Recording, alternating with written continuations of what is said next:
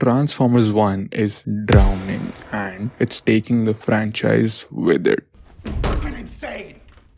Transformers 1 opened last week to shockingly low numbers, and its second weekend only made things worse. What's surprising is that Transformers 1 is being hailed as the best Transformers movie to date, loved by both audiences and critics. It even has Oscar buzz for a best animated feature. So, why is it flopping? Is it because it's a bad movie? Definitely not. Fans, both new and old, are praising the fresh take. Is it because animated movies are dead? That can't be it either. 2 of the top 3 movies of this year are animated. So why is no one showing up for this? Well, now what else could it be, huh? Back in the 80s, Transformers wasn't even called Transformers. It started as a Japanese storyline called Diaclone, which featured robots that transformed into vehicles. Hasbro saw potential and bought the rights.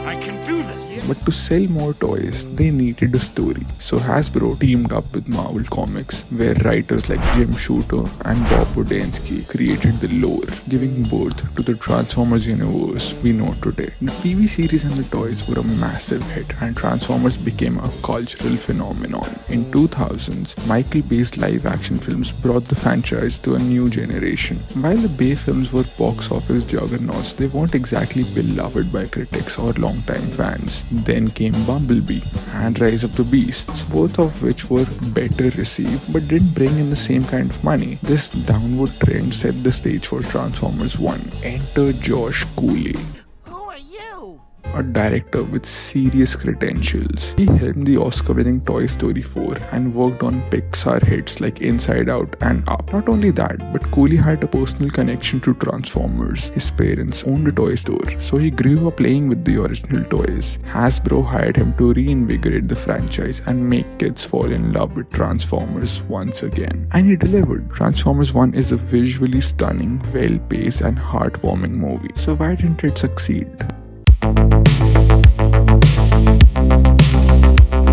The biggest mistake Hasbro made was bringing Michael Bay on board. Sure, his movies made money, but they were chaotic, explosion heavy, and with very little story. All 5 of his films were panned by critics, except for the first one, which received mixed reviews. The problem, Bay's movies left such a bad taste in people's mouth that audiences have been turned off from the franchise entirely. Even though Bumblebee, Beast Wars, and Transformers 1 are far superior to Bay's work, the box office for each has shown a steady decline. Audiences simply aren't ready to return after the Bay era's messy legacy.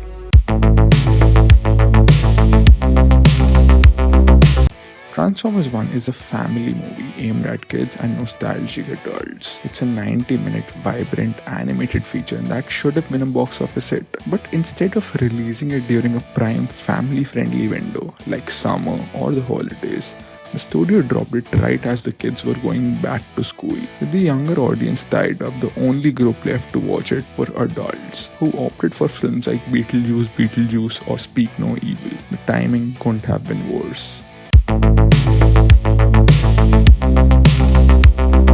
First impressions matter, and Paramount blew theirs. The first trailer for Transformers 1 failed to capture the tone of the movie. It looked generic, like a TV movie, and even the voice cast didn't sit well with the long-time fans. As a result, no one was excited to see it. And here's the thing, if you don't hook your audience with the first trailer, chances are they won't even bother with the second one, let alone the movie. So what happened? A fantastic film lost to poor decisions, from the residual damage of Michael Bay's messy Transformers legacy to the unfortunate release timing and a lackluster marketing campaign. Transformers 1 deserved better.